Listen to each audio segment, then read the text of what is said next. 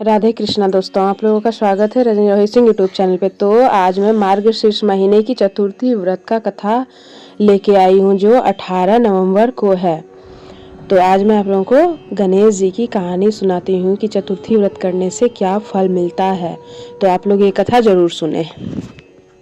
सबसे पहले प्रातःकाल उठकर नित्य कर्म से निर्भीत हो शुद्ध होकर स्वच्छ वस्त्र धारण कर लें। श्री गणेश जी का पूजन पंचोपचार धूप दीप नैवेद्य अक्षत फूल विधि से करें।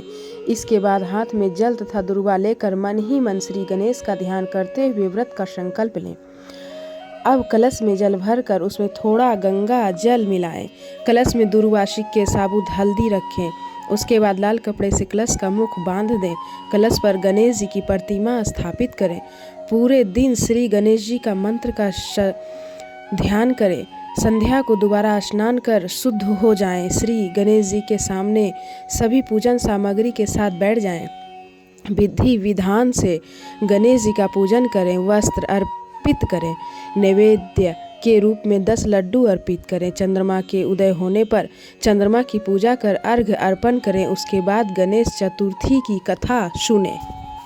चतुर्थी व्रत कथा इस प्रकार है। पार्वती जी ने गणेश जी से पूछा कि अगहन कृष्ण चतुर्थी संकटा कहलाती है, उस दिन किस गणेश की पूजा किस रीति से करनी चाहिए। आप लोगों के यहाँ मार्गशीर्ष महीने बोला जाता है या फिर अगहन, हमारे यहाँ अगहन बोला जाता है। हिंदी महीने में इसे अगहन बोला जाता है, अगहन का महीना बोला जाता है। गणेश जी ने उत्तर दिया कि हे हिमालय नंदिनी, अगहन में पूर्वोक्त रीति से गजानन नामक गणेश की पूजा करनी चाहिए। पूजन के बाद अर्घ देना चाहिए। दिन भर व्रत रखकर पूजन के बाद ब्राह्मण को भोजन कराकर जौ तिल चावल चीनी और घृत का साखला बनाकर हवन कराएं तो वह अपने शत्रु को वशीभूत कर सकता है। इस संबंध में हम एक प्राचीन इतिहास सुनाते हैं। प्राचीन काल में त्रेता युग में दशरथ नामक एक प्रतापी राजा थे। वह राजा आखेट प्रिय थे। एक बार अनजाने में ही उन्होंने एक श्रवण कुमार नामक ब्राह्मण का आखेट में वध कर दिया। उस ब्राह्मण के अंधे माँ बाप ने राजा को शाप दिया कि जिस प्रकार हम लोग पुत्र शोक में मर रहे हैं, उसी भांति तुम्हारा भी पुत्र शोक में मरण होगा। इससे राजा को बहुत चिंता हुई। उन्होंने पुत्रेष्ठी यज्ञ करवाया। फल स्वरूप जगदीश्वर ने राम रूप में अवतार लिया। भगवती लक्ष्मी जानकी के रूप में अवतरित हुई। की आज्ञा पाकर भगवान राम सीता और लक्ष्मण सहित वन को गए, जहां उन्होंने खर दूषण आदि अनेक राक्षसियों का वध किया। इनसे क्रोधित होकर रावण ने सीता जी का अपहरण कर लिया। सीता जी की खोज में भगवान राम ने पंचवटी का त्याग कर दिया और ऋषयमुख पर्वत पर पहुंचकर सुग्रीव के साथ मित्रता की। तत्पश्चात सीता जी की खोज में हनुमान आदि वानर तत्पर हुए। ढूंढते ढूंढते वानरों ने गिद्धराज संपाति को देखा। इन वानरों को देखकर संपाति ने पूछा कि कौन हो, इस वन में कैसे आए हो, तुम्हें किसने भेजा है, यहाँ पर तुम्हारा आना किस प्रकार हुआ है। संपत्ति की बातें सुनकर वानरों ने उत्तर दिया कि भगवान विष्णु के अवतार दशरथ नंदन राम जी सीता और लक्ष्मण जी के साथ दंडक वन में आए हैं। वहां पर उनकी पत्नी सीता जी का अपहरण कर लिया गया है। हे मित्र, इस बात को हम लोग नहीं जानते कि सीता कहाँ है। उनकी बातें सुनकर संपत्ति ने कहा कि तुम सब रामचंद्र के सेवक होने के नाते हमारे मित्र हो। जानकी जी का जिसने हरण किया है और वह जिस स्थान पर है वह मुझे मालूम है। सीता जी के लिए मेरा छोटा भाई जटायु अपने प्राण गंवा चुका है। यहाँ से थोड़ी ही दूर पर समुद्र है और समुद्र के उस पार राक्षस नगरी है। वहाँ अशोक के पेड़ के नीचे सीता जी बैठी हुई है।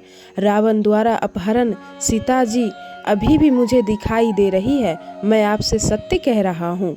सभी वानरों में हनुमान जी अत्यंत पराक्रमशाली हैं, अतः उन्हें वहां जाना चाहिए। केवल हनुमान जी ही अपने पराक्रम से समुद्र लांघ सकते हैं, अन्य कोई भी इस कार्य में समर्थ नहीं है। संपत्ति की बातें सुनकर हनुमान जी ने पूछा कि हे संपत्ति, इस विशाल समुद्र को मैं किस प्रकार पार कर सकता हूँ।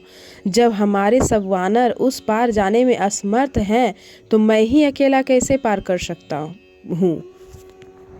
हनुमान जी की बातें सुनकर संपत्ति ने उत्तर दिया कि हे मित्र, आप संकट नाशक गणेश चतुर्थी का व्रत कीजिए।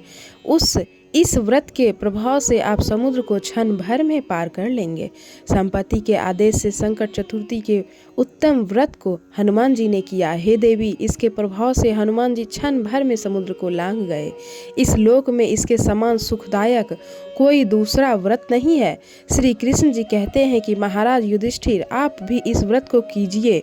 इस व्रत के प्रभाव से आप क्षण भर में अपने शत्रुओं को जीतकर संपूर्ण राज्य के अधिकारी बनेंगे।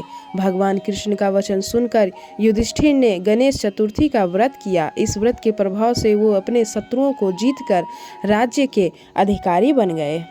प्रथम पूज्य भगवान गणेश हर कार्य में शुभ एवं समृद्धि दायक माने गए हैं।